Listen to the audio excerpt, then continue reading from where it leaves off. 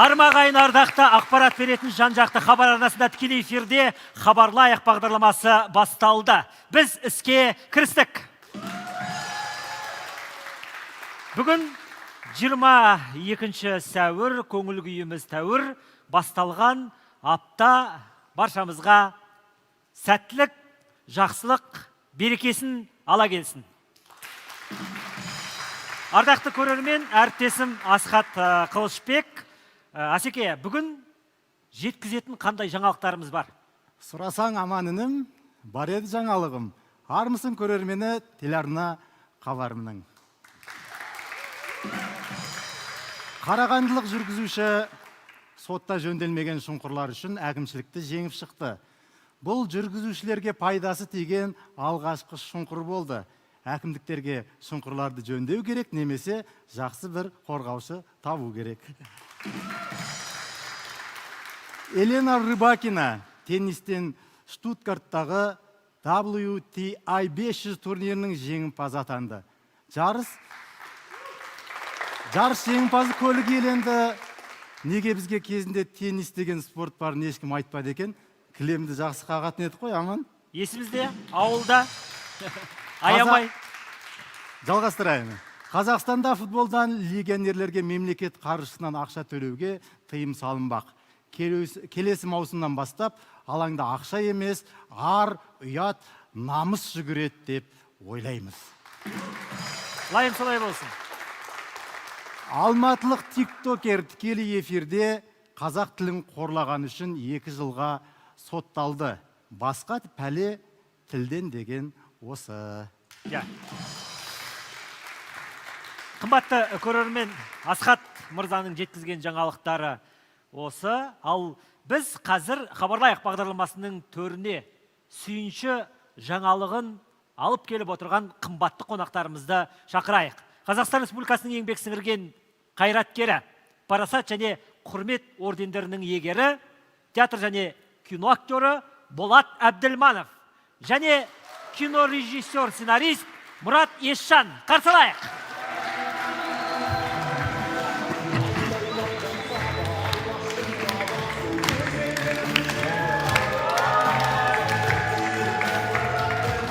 Ассалаумағалейкум. Қалайсыздар? Көрдіңіздер, қош келдіңіздер.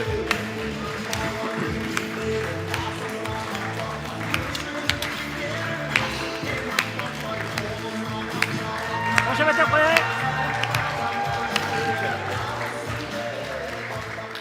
Ал төрімізден табылғандарыңызға көп-көп алғысымызды айтамыз. Қадірлі көрермен, отандық белгілі сайт жақында өнер және басқа да бағыттар бойынша бірнеше номинациялардың нәтижесін жариялады. Нәтиже бойынша осы 2023 жылы көрерменнің көңілінен шыққан үздік фильм номинациясы бойынша Мұрат Есжан мырза түсірген Оян қазақ фильмі бас жүлдені жеңіп алды. Енді Болат Әбділманов ағамыз сол сайттың жариялаған байқауының нәтижесінде үздік ер адам рөлі Жан әке қойылымындағы ақсақал рөлінің сомдаушысы ретінде, актер ретінде үздік ер адам рөлін жеңіп алды. Құтты болсын. Енді осы байқаудың шарттарына үңілер болсақ, осы өз жұмыстарыңызды сіздер ұсындыңыздар ма, жоқ әлде өздерінің таңдаулары сіздерге түсті ме? Жоқ, біз оны ұсына алмаймыз ғой. Оны өздері көреді, өздерінің сыншылары бар сол Тикетон сайтындашы. Солар көріп спектакльді, өйткені мысалы менің спектаклім Флориан Зеллер деген француз жазушысының жазғаны. Ол бүкіл әлемде қойылған спектакль ретінде. Мына Ресейде Сергей Гармаш, Сергей Маковецкий деген актерлер ойнаған. Кейін бұны киноға айналдырып, Энтони Хопкинс ойнағанда сол кино 2020 жылы Оскар сыйлығын алған. Ал бізге оны Еркін Жұбасбеков деген театр басшысы мен қолыма ұстатты. Болат аға осы пьесаны оқып көріңізші деп. Мен оқыдым, бірден ұнаттым, ол фильмді білем, көргем. Сол мен бір не қойдым, талап қойдым. Онда мен мынаны бұл жерде барлығы Европаның бүкіл адами проблемалар. Ал мен бұған қазақтың мәселелерін қойым. Осы қазіргі мемлекетшілдікке, қазіргі болып жатқан қаншама осы біздің кетіп жатқан әттеген айларымызды қосамын. Мен бұның атын өзгертіп ақсақал деп қоям. Және барлық персонаждар қазақша болады. Және бүкіл қазақтың проблемасын осыған өзім инсценировкасын жазам. Егер сен қабылдасаң дедім. Ол қабылдадым деді. Өзіңіз кімді шақырасыз, қандай актерді аласыз, сондықтан не жазасыз өзіңіз білесіз деді. Мен сол өзім бар немен соның инсценировкасын жаздым да өзім басты рөлді ойнап, сол спектакльмен 2 жыл жүріп жатыр қазір. Қоюшы режиссері? Қоюшы режиссер өзімнің курстасым Асыл Құдайбергенов деген Москвадан бітірген режиссер. Соны шақырдым. Сол жігіт қойды. Сайттың таза жарияланған байқауы көрермен өз көңілі мен пікірін білдіріп, жеңіс ешқандай алауыздыққа бұрылмай сізге бұйырды. Өйткені дауысқа берген халықтың пікірі ғой. Мысалы бізде бір сайт бар, театр сайты. Бүкіл Қазақстанның театрларының спектакльдердің кішкентай үзінділері салынады. Сол сайтта бұл менің спектаклім бірінші орында тұр. 1,5 миллион просмотр. И ТикТокта 1,5 миллион, и жаңағы Инстаграмда. Халықтың пікірі деген өте жоғары. Аншылақ, жалпы бізде театрда қазір аншылақ спектакльдердің бәрі. Сондықтан сол халық соны көрген, сол арқылы жаңағы дауыс берген ғой. Қошемет қояйық. Мұрат мырза, сіздің жағдайда қалай болды? Мұратына қалай жетті? Бұл жерде де солай, біз оның жалпы ондай дауыс беріп жүріп жатқанын білген жоқпыз. Яғни сайттың, енді сайт өзі сол бағыттағы сайт қой, көрерменмен тікелей жұмыс істейтін. Сондықтан бұл жерде негізгі бір көрілімге ие болған, жаңағыдай жақсы пікірге ие болған бір менің қателеспесем 6-7 фильмді қойған, және соған адамдар дауыс берген. Соның ішінде ең жоғары дауыс беру нәтижесінде осы Оян қазақ ие болып отыр. Тамаша. Расында қымбатты көрермен, Оян қазақ көптің көңілінен шыққан бір керемет кино туынды деп бас бармақпен баға беруге әбден лайықты жұмыс. Аман мырза. Аман мырза. Екі қонақ қош келдіңіздер. Ортақ тақырып, ортақ бір сұрақ болса деп жатыр менде. Абайды сомдаған Болат ағам, Абай жолын түсірген Мұрат мырза. Енді сұрақ мынандай. Неге сіздің фильмде Абай Болат аға емес? Ортақ эфир, ортақ сұрақ. Отырып, бір нәрсені білдіріп отырады жігіт қой, деме? Иә, тосыннан алыс тасатады. отырғаным сол ғой.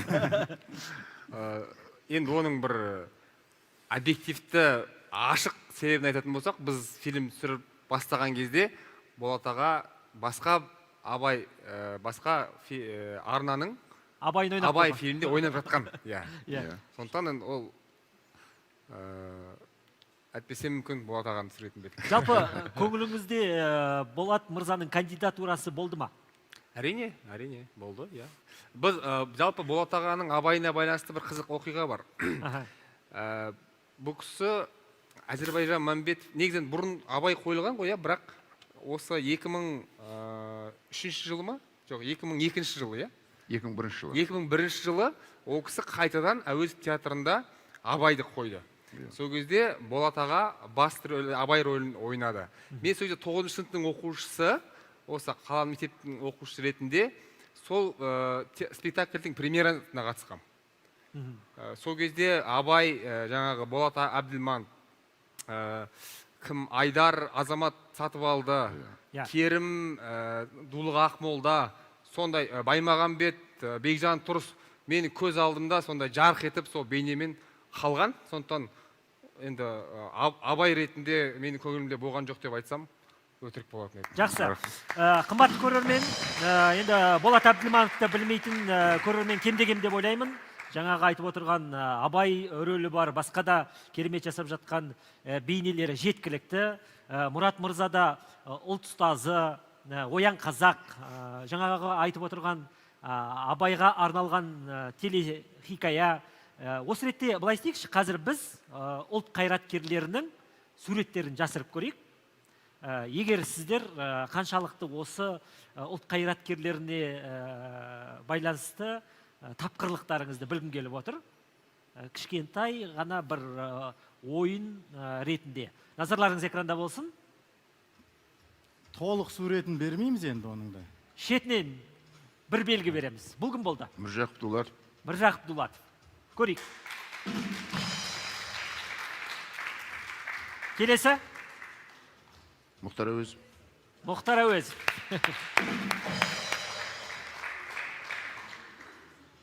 Мұратқа да кезек беріп қойайық арасында. Бұл кімнің мұрты болды? Әлихан Бөкейхан. Әлихан Бөкейханов, Мұрат Есжан.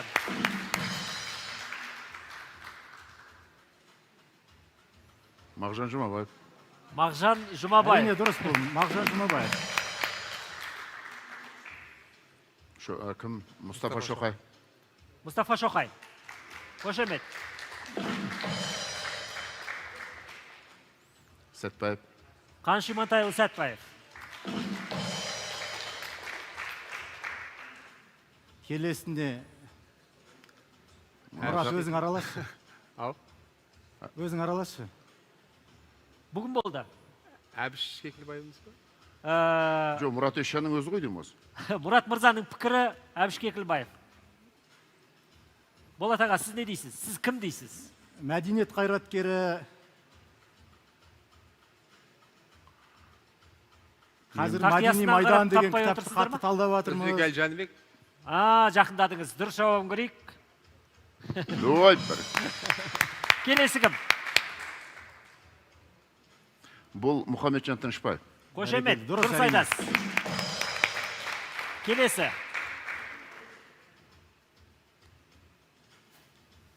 Бүгін болды.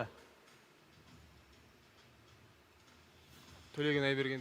Төлеген Айберген, сіздің нұсқаңыз. Болат мырза, сіз не дейсіз? Тау жақтан келетін көшесі бар деп бір көмектесіп отырайын ағама. Алматыда осы кісінің атында көше бар. Дұрыс жауабын экраннан көрейік. Мыңбаев, Жала Мыңбаев. Оражан Досов. Оражан Досов. Келесі. Мынау Ленин емес па? Жоқ. Қазақтың нелері ғой? Әрине, әрине. Сіз кеңестік кезеңге тартып жатырсыз. Бүгін 22 сәуірде ескере отыра. Мұрат мырза. Жақсы, енді бәрін табу міндетті емес қой. Алғашқы роман, қазақтың ең алғашқы романының бірінің авторы. Спандияр Көбей. Қошемет. Мысал жазған талай.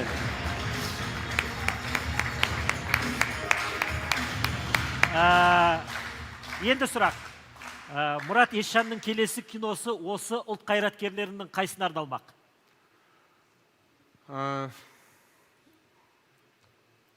Әлихан шығар. Әлихан.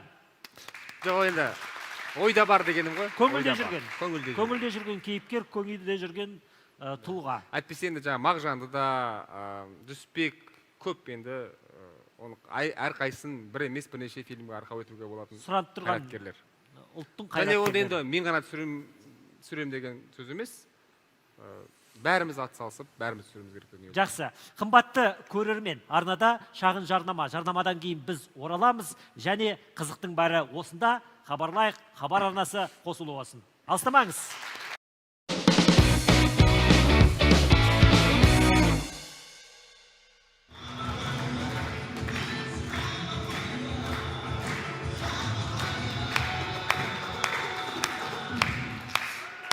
Қымбатты көрермен, сіздерді білмедік, біз жарнаманың кезінде шай ішіп алдық, жалғастырамыз. Қадірлі қонақтарымыз Қазақстан Республикасының еңбек сіңірген қайраткері, кино және театр актері Болат Әбділманов. Және кино режиссер, сценарист Мұрат Есжан. Әнмен әрлейтін әділет әріптесім Асхат Қылышбек. Аман мырза, сценарист деп таныстырып жатсыздар ғой. Жалпы бізде ол сценаристер, режиссерлар халыққа көп таныла бермейді. Мұрат арнайы ақштан осы туралы білім алып келіп жатыр. Бір тосынан сұрақ қойғым келіп тұр. Бізде жазушылар одағы бар, журналистер одағы бар, ақындар одағы, КВН одағы, осы сценаристер одағы деген керек па? Керек деп ойлаймын. Енді ол соған қарай біз келе жатқан сияқтымыз. Қазір жалпы киногерлер одағы бар, бірақ оның ішінен гильдия, сценаристер гильдиясы, актерлар гильдиясы, тіпті операторлардың одағы деген нәрселер шетелде өте жақсы қалыптасқан. Олар оның құқығын қорғайды, соның бір мәселелерімен айналысады. Бізге ол міндетті түрде керек, жасалу керек деп есептеймін. Болашақтың еншісіндегі нәрсе. Енді Болат ағамызды бүкіл қазақ былай да танып тұр ғой. Мына қасыңыздағы ұлы баланың жеті қыры деп айтайыншы. Ұлы даланың жеті қыры дегендей, Мұрат жалпы біріншіден режиссер кино, сценарист айтып жатырмыз. Казгудың журфагын бітірген, хабарда жұмыс істеп кеткен журналист, қазірде орнын ойып тұрып ала алады каналға келсе. Осы дебат деген нәрсе елімізге алғаш қанат жая бастағанда бел ортасында жүрдің. Төртіншісі, бесіншісі ақындығы бар. Енді ақындығы... Студент кезінде Ай мен Айзат деген бір ғана тиражбен шыққан өлең кітабы болған. Бір қошеметтеп қойсаңыздар ғой ақындығы. Бесеуін айтып бердім. Алтыншысы мықты сатирик. Өзін сатирикпін деп есептемеуі мүмкін, бірақ жазғаны ондыққа тиіп жатады. Алтыншысы. Енді жетіншісін жеңген білет деңіз? Жетіншісі, біз білмейтін, жігітке жеті өнерді аз дейді, біз білмейтін қандай қыры бар Мұраттың. Бізде енді... Бәрін айттыңыз ау. Менде қыр қалмады, домалақ болып қалдым деңіз? Қол өнерде, әнде, спортта ондай жоқ па? Жоқ. Асеке, ақындық деп айтып қалдыңыз ғой, онда былай істейік. Былай енді, қазақтың жаңағы екі тармақты құрастырмайтын ұлы жоқ деп ойлаймын. Ақындық деген қазақтың ауруы дейді ғой. Сондықтан да сіз бастаңыз, біз жалғап көрейік. Ақынды сомдаған актер отыр дейсіз ғой. Ақынды түсірген отыр. Қиналған жамбыл жер осы деп мен бастаймын ба? Ақын отыр. Шақырып бір аға бірініні, аман сұхбат алуда жылы-жылы. Сіздердің жасаған жұмыстарыңыз таңғалдырып жатыр ғой ТМД-ны. Ал жалғап жіберіңіздер. Бұл да болса халықтың қошеметі және де осы ағамның ірілігі. Беу! Болат ағамның ірілігі, бәрекелді. Әдемі ұйқас. Енді маған ардапсыңдар, рахмет дейін болды. Рахмет Мұраттың маған деген інілігі деп қосып қойыңыз. Рахмет бауырым айналайын, маған деген көрсетті ғой. Інілігін. Әр қазақтың жігітінен табылса екен, Мұраттың бойының етінің тірілігі деп қосып қояды. Айтыс басталды ағайын, айтыс десеңізші. Жалпы Мұрат дәл айтып жатыр ағамыздың ірілігі деп. Өзі Қаракөз ауылында біз секілді ұсақ адам бар ма аға өзі? Аман сияқты. Қаракөзден шыққандар Күлең ірі, Әбілсейіт Айханов атамызды білеміз, сізді білеміз. Енді бізде екі ауыл, Қаракөз және Кенғарын. Қаракөз атына заты сай, тек Қаракөздер тұрады. Кенғарын деген кең пішілген, кең көлемді, жаңағы Ағынды Ақсудың бойындағы ағынды, арынды, қарынды, мен сияқты дарынды адамдар тұрады о жерде. Бәрекелді. Енді сіздер жалғаңыздар, бастаңыздар. Ағынды, қарынды деп ұйқастырып баратсыз ғой енді әдемі. Сіздер бізге беріңіздер бір ұйқас. Енді ақын бастасын. Мұрат мырза. Ағынды, қарынды, Мұрат отыр жалынды. Қонақтар отыр дарынды. Өзіңіз бастай бересіз ау?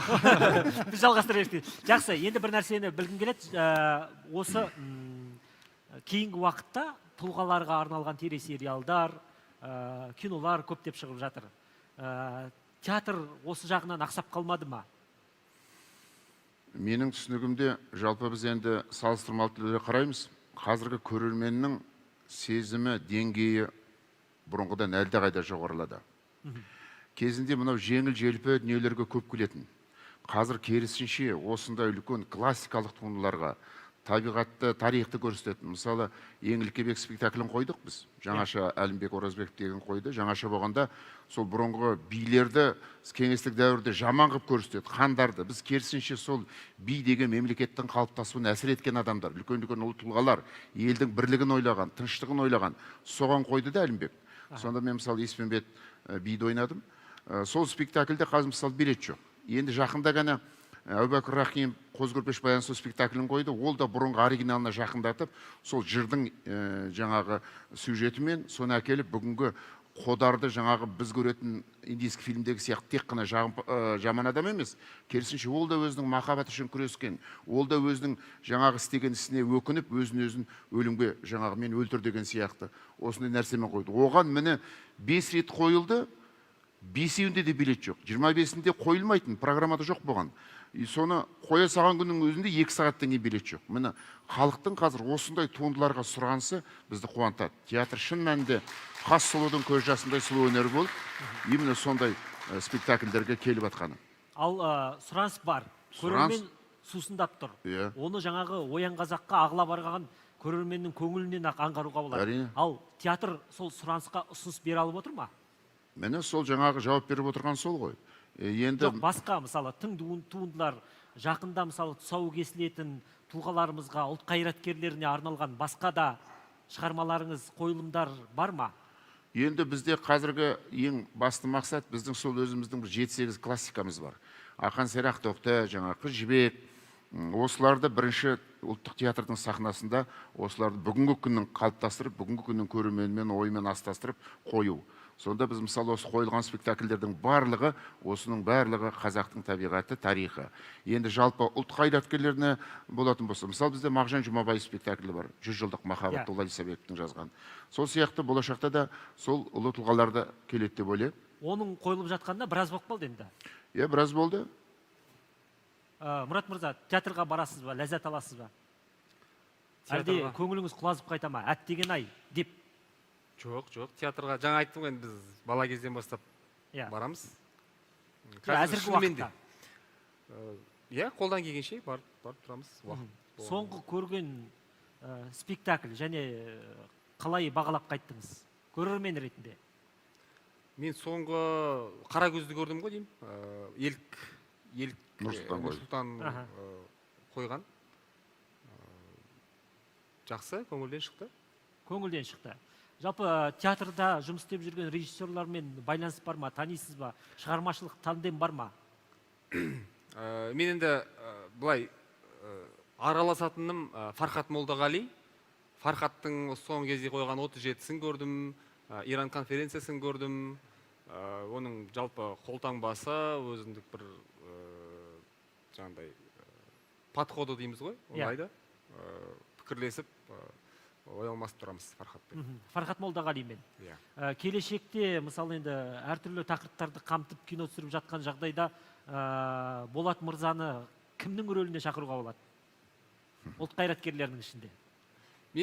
Мынандай нәрсе бар да, бізде кішкене режиссерларда бір жүріп өткен жолмен жүрген жақсы көретін адамдар бар да. Мысалға, бір адамды бір амплуада көрсе, соған сол біреу комедиялық амплуада көрсе, оны комедиялық рөлдер бере береді. Біреуді бір трагедияда көрсе, соған қайтадан соның трагедиясын бере береді. Мен Болат ағаны мүмкін бір комедияда көргім келуі мүмкін. Немесе бір қорқақ адамның образын неге мысалы Болат ағаны тек батыр ойнау керек та бұл кісі. Сондай бір керісінше адамды керісінше бір контрасттармен ашқан қызық болар еді деп ойлаймын. Өте тамаша пікір. Енді Мұрат мырза, мен жаңағы сөзіңізді жалғай кетейінші. Мысалы, көп адам Мұрат Есжанды тек қана ұлт қайраткерлеріне бағытталған кино түсіруші, режиссер деп қабылдап қалуы мүмкін, жаңа қалыпқа салып қасаң оймен.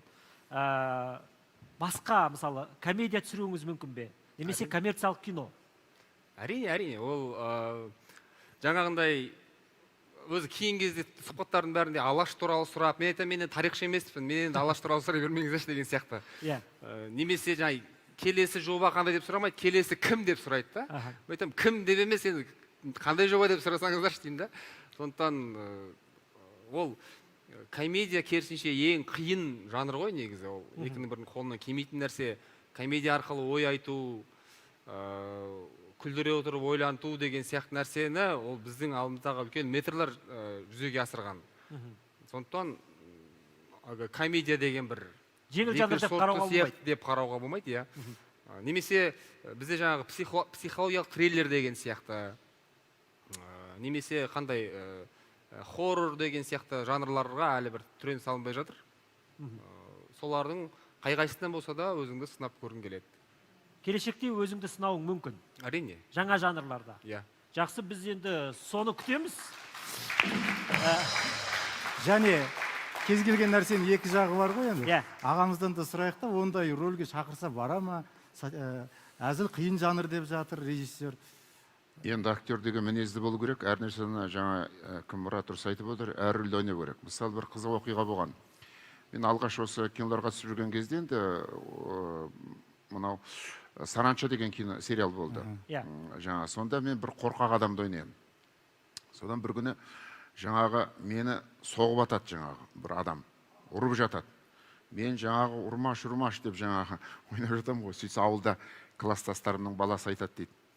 Осы аға ауылға келсек, ой деп бәріміз қырып кете жаздайды. Бір жаман орыстан таяқ жеп жатыр ғой деп. Енді актер деген режиссері табылып тұрса, ол ойнап шығуға болады ғой. Өйткені оның мамандық актер. Әрине. Жақсы. Онда былай істейік. Жалпы батыста жоқтан бар жасап, жаңағы кейіпкер жасап, оны батырға айналдырады. Біз сол батыс фильмдерінде батырға айналған жаңағы кейіпкерлерді ұсынайық. Біздің қазақ даласында, қазақ ұғымында, қазақ қоғамында ол кейіпкермен кім сәйкеседі, сіздердің нұсқаларыңыз біз үшін өте қызық болмақ. Кеттік пе, көреміз бе? Өз баламамызды берсек, өз ұсыныстарымызды айтсақ. Ендеше, қымбатты көрермен, назарымыз экранда болсын. Қарайық және қадірлі қонақтарымыздың пікірін білейік. Бұл өрмекші адам. Қазақстанда кім? Немесе қазақ ұғымында, қазақ қоғамында. Бізде өрмекші адам бар ма? Желаяқ деген, мұстан кемпір деген бір образдар бар ғой. Солардың арасында сәйкестеуге ма? Иә, солардан іздеп көрсеңіздер де болады. Одан болмаса әдеби кейіпкерден кейіпкерден да іздеуге болады. Отандық нұсқамызды айтсақ. Енді Қобыланды жырында мысалы Қобыланды атымен ұшып жүреді. 40 күншілік Қазанға бір күнде барады, дұрыс айтады. Қобыланды батырға. Оғанда келеді. Қобыланды батыр дейміз бе, жоқ? Қобыланды батырдың аты дейміз. Енді ол атымен бір ұшады енді. Ол ат ұшып кетсе өз үстінде отыра ма, құлақ болмай ма енді? Өзі бірге ұшты ғой енді. Яғни өрмекші адам Қобыланды батыр. Мұрат мырза, келісеміз бе? Нұсқаңыз бар ма? Алып қосарыңыз. Келісейік. Жақсы. Аман мырза, өрмекші адам қолындағы затымен ұшса, Қобыланды батыр астындағы атымен ұшқан дейміз. Жақсы. Бұған не дейміз? Капитан Америка. Иә. Біздің капитан кім? Бауыржан Момышұлы. Бауыржан Момышұлы Мұрат мырзаның нұсқасы. Жақсы нұсқа, қошемет. Болат аға, келісесіз бе, жоқ алып қосатыныңыз бар ма? Келісем. Қазақтың жаңағы капитаны Бауыржан Момышұлы. Байтасовты жатқызуға болмай ма? Болады. Капитан Байтасов, иә. Болады ғой, Рахмет. Келесі.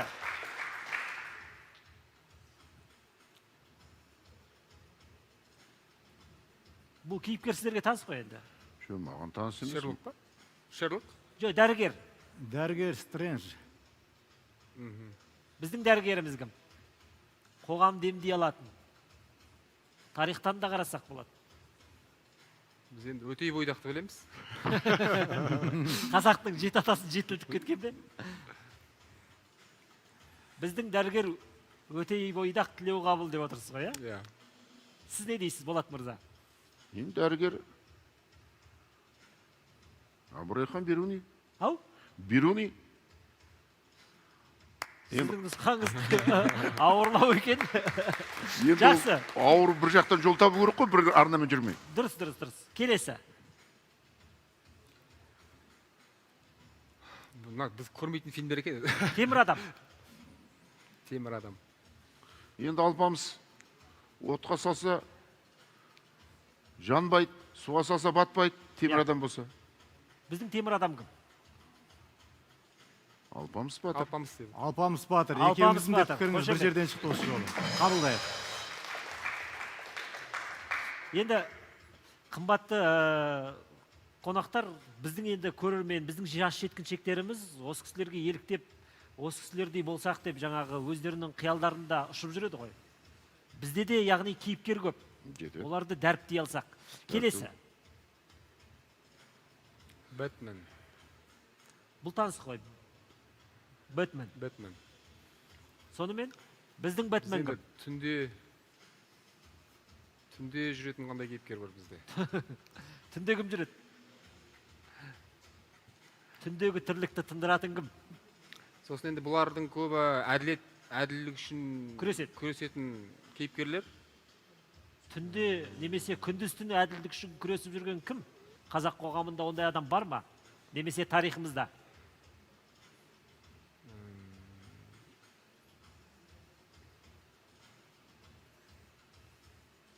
Жалпы қазір төтенше жағдай болып жатыр ғой еліміздің әртүрлі өңірінде.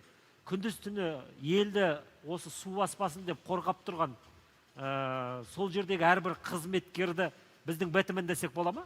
Әрине. Қызметкер ғана емес, қазір енді қазақтың қолынан келген жігіттердің бәрі бір үлесін қосып жатыр. Жәрдем жасап жатырмыз. Сондықтан сол қол көмегін аямай атқан жігіттердің бәрін қазақтың Бэтмен деп. Қошемет. Бәрекелді. Рахмет. Келесі кейіпкер. Бұл кісіні танимыз ғой енді. Актерді білеміз, бірақ қай кейіпкер екенін. Шерлок Холмс деп былай жалпылай алайық. Недегі Шерлок, бұл ана Шерлок. Иә. Шерлок Холмс. Сонымен біздің Холмс кім?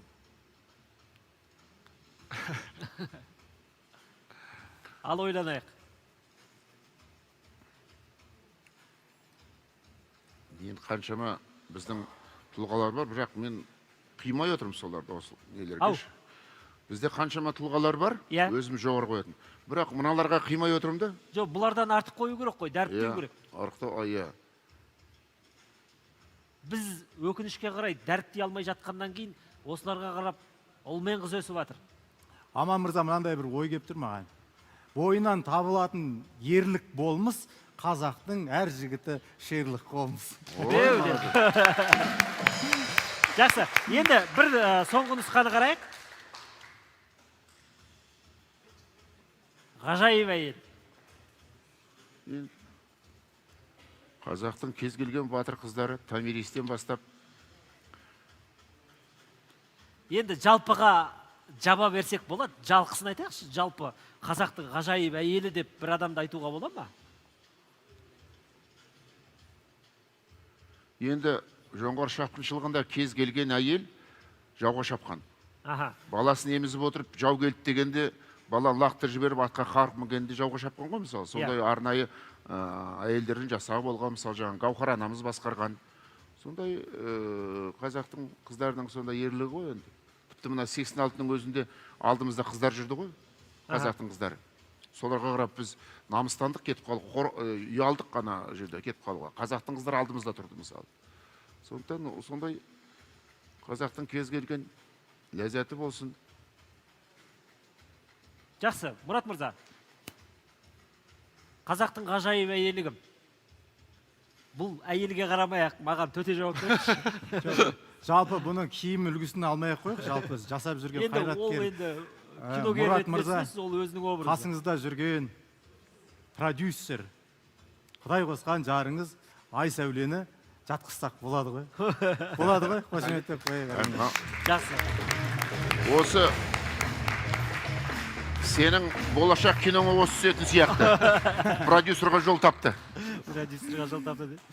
Жақсы. Бізді Айсәуле көріп отырса, Айсәулеге де бір рахметімізді айтып қояйық. Үлкен қызмет еңбек етіп жатыр.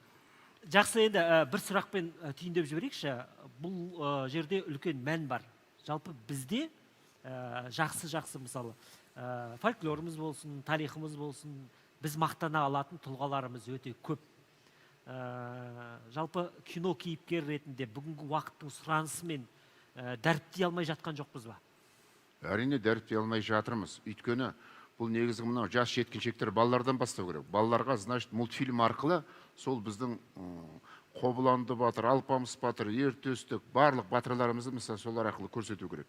Біз енді бала кезімізде сол жырларды, эпос жырларды оқып үйрендік, сол арқылы рухтандық, сол арқылы поэзияны түсіндік. Мысалы, Қобыланды батырды, Рүстем дастан дейді мысалы. Соның бәрін оқып өстік қой. Сондықтан қазіргі жастарға да кітап оқу кішкене алыстап бара жатыр. Бірақ соны өнер арқылы, мультфильм, кино арқылы солардың санасына сіңіру керек деп ойлаймын осындай. Сонда олар рухты болады, ешқандай қиындыққа сынбайды. Жақсы. Қадірлі көрермен, бізде жарнамаға дейін бір 5 минут 51 секунд уақыт қалды деп маған ескертіп жатыр. Онда былай істейік. Кез келген ер азамат бір мергендіктен хабары болу керек. Жоқ дегенде тасатады ғой. Көршінің ауласына. Онда былай істейік. Сіздерді ортаға шақырайық. Бір сіздерге арнап шағын ойын әзірлеп қойдық. Қадірлі көрермен, ортада Мұрат мырза және Болат ағамыз. Қошемет.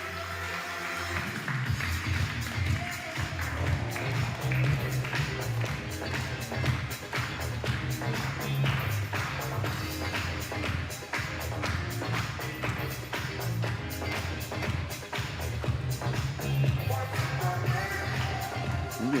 Мынаны ұстайды. Және мынаны тартып оқытайсыз. Рахмет. Мынаны тартам ба? Иә, қымбатты көрермен, Қаттырақ. шағын шартымен түсіндіріп өтейін. Дәлдейміз, атамыз, сызықтан аспаймыз, оғыңыз түсіп қалды. Бұтырасы түсіп болды ғымна. Бұлай Бірақ ма? Бұлай ма? бір ғана шартымыз бар. Қарап алыңыздар. Міне, Мұрат мырза, атып тексеріп мен көрейін. сізге көрсетіп отырамын. Мысалы, қолымда Жерге ата салыңызшы. Жақсы. Тұманбай Молдағалиев деп жазылып тұрса, Тұманбай атамыздың бір шумақ өлеңін айтып барып, немесе бір қанатты сөзін айтып барып атсаңыз, сонда кішкене рухты болады. 5 мүмкіндік беріліп тұр сіздерге. 5 ақынды көрсетеміз. Иә. Иә. Тұманбай Молдағалиев.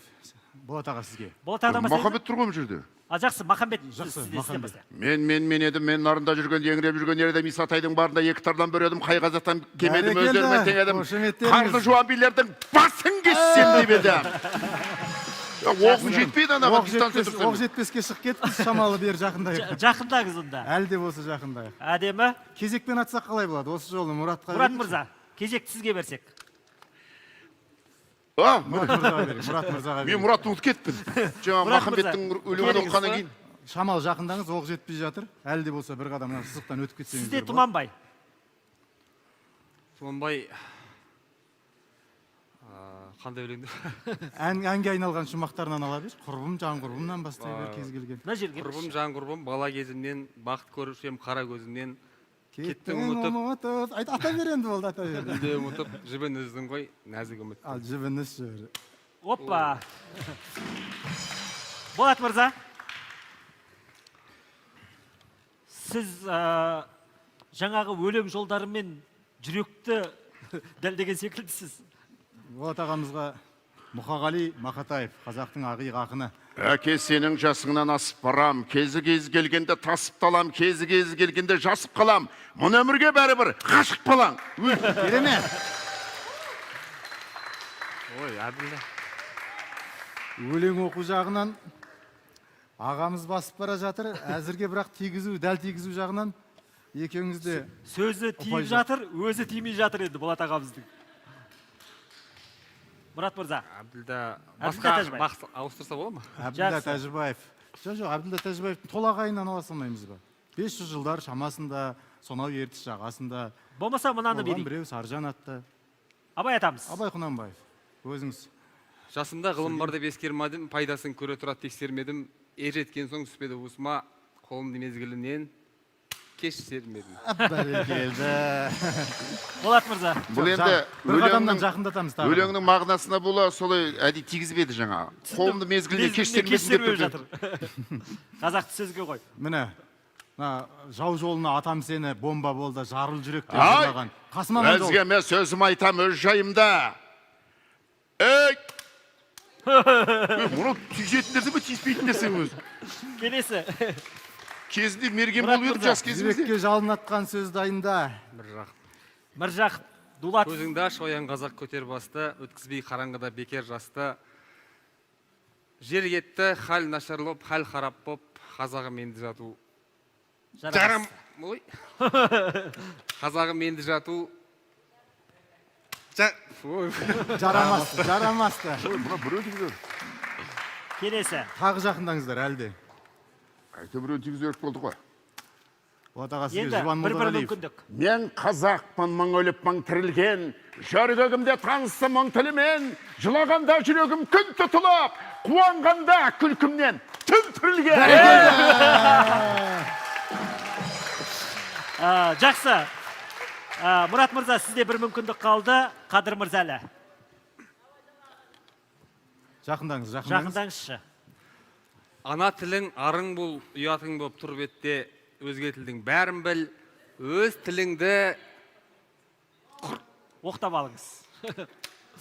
өз тіліңді Құрметті. құрметті. Мәне, көрдің бе?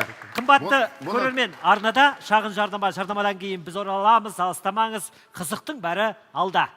Бұл әдет тигізбеген.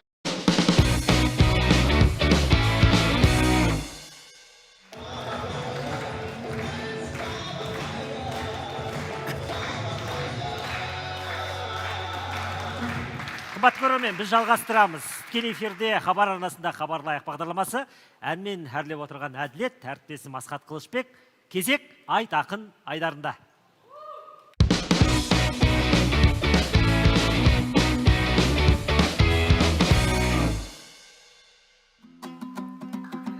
Өйде. Ей, су алды еліміздің оң қаласын, тырнай беріп қайтайын сол жарасын. Қиындықтың артынан жақсылық бар, қайта түлеп қыранша қомданасың. Бұл апта қуанышты жаңалық көп, айтақын оны қалай толғамасын. Күрестің түрлерінен Қырғызстанда турнирді өткен кеше көрді алашым. Бес бірдей жерлесіміз Бозгілемде Олимптің ұтып келді жолдамасын. Қажымқан ұрпақтары ел намысын осылай қорғау керек, қорғағасын. Ей, бұйыртса Парижде де балуандар халқымның түсірмесін өрбағасын. Өйде. Тағы бір жаңалық бар күрестен тыс. Ел бірлігі қашанда сірескен көш. Достық орденін тақты Қырғызстанның президентін қалдырмай үлестен тыс. Қырғыздың манасына Астананың төрінен аштық кеше ескерткіш. Қырғыздарда қазаққа құрмет қылып абайға тұрғызбап бет бір ескерткіш. Түрікте, орыста да бір абай тұр. Достықтың символы ғой бұл ескерткіш. Сондай-ақ мын отырған Болат ағам абайды сомдап берген тір ескерткіш.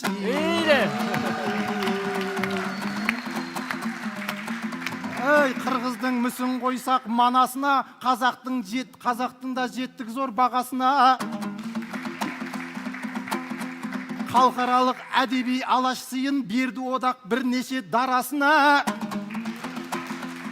Екі күннен бері көз сүрінеді желде қаламгерлер таласына. Биылғы алаш сыйын алғандардың лайықсыздар кірді деп арасына.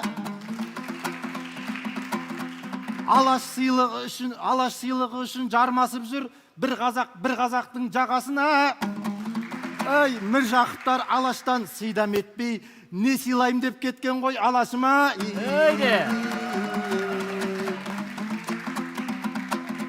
Міржақыптан ойдары ілгісі кеп, шабыттың шалқұйрығы тұргісінеп.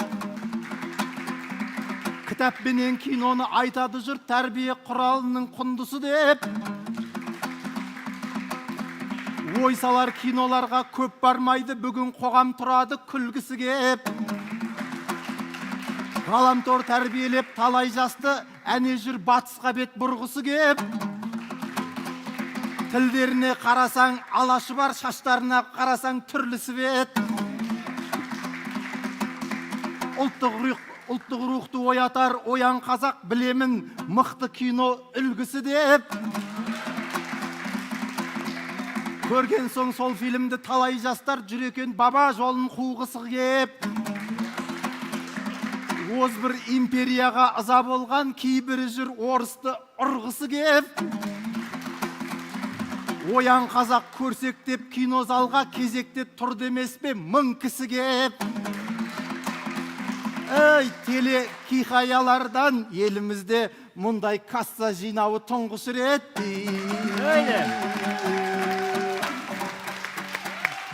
Рахмет, Асхат Қылышбек.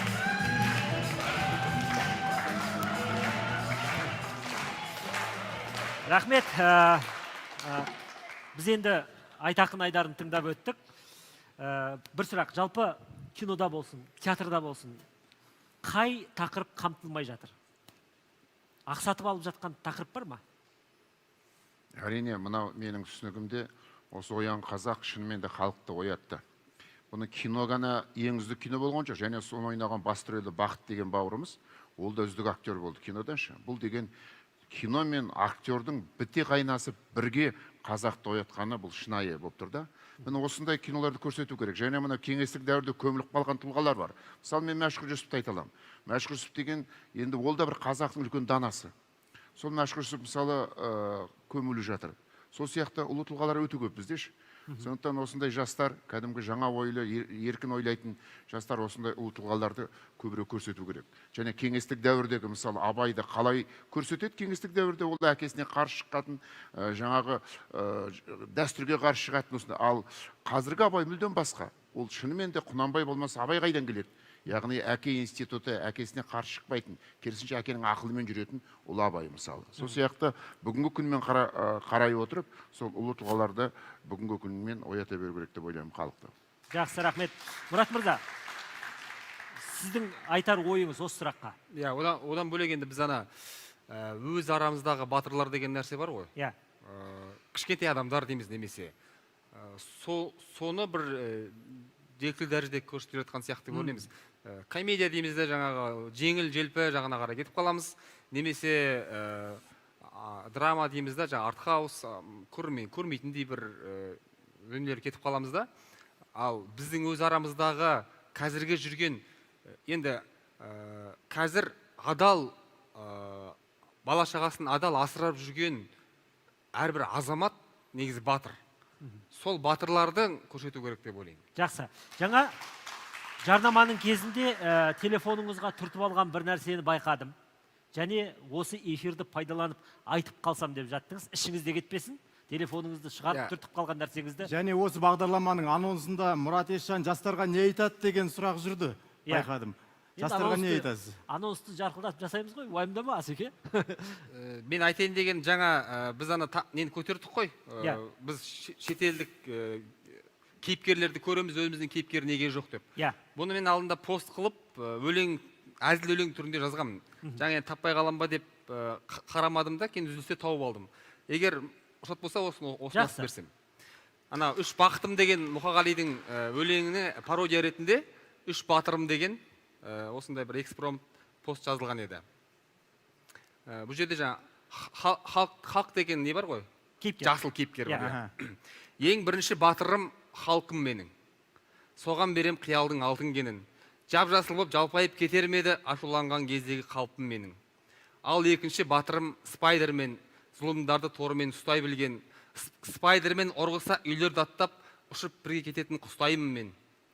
Батырым бар үшінші Бэтмен деген, бет қаратпай жауларын екпін деген. Джокер болған жалғанды жамбарсың ба, ойланбай-ақ шегініп кеткім менен.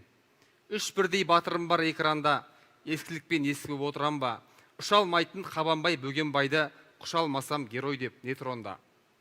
Комикс сал, мульт жаса, биік көрлер, ұрпағыңа үлгетер кейіптер бер, жадың доста жақсылық күтпегейсің, сүйіктерлер болмаса кейіпкерлер. Бәрекелді. Батырым бар менің де Мұрат деген. Эфирге жазып келген қуатты өлең. Және де үмітім бар көрермендер Мұратқа да, Болат ағама да қошемет қылат деген. Мен кете берем ау. Бағдарлама аяқталып баратқан секілді. Қастарыңызға келсем бола ма? Тамаша. Жалғыз сұрамай. Жақсы. қасқа қатарға қосып алайық. Қадірлі Болат аға, Мұрат мырза, төрімізден табылғандарыңызға, хабар арнасынан хабарлайық бағдарламасынан көрерменнің жүрегіне жол тартқандарыңызға алғысымызды айтамыз. Марапаттарыңызбен шын көңілден құттықтаймыз. Бізге берілген уақыт соңына жетті. Енді Асхат Қылышбектің арнауын тыңдадыңыздар, ой бөлістік, пікір алмастық, сіздерге шығармашылық шыңға шығуға сәттілік тілейміз. Әлі де көрерменнің көңілінен шығатын, жүректің жүлдесін алатын мықты туындыларыңыз көбейе берсін. Ардақты ағайын, бізге берілген уақыт соңына жетті.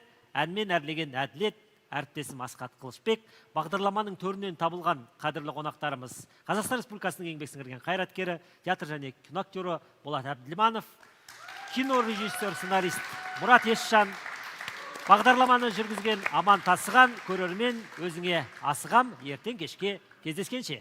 Сау болыңыз.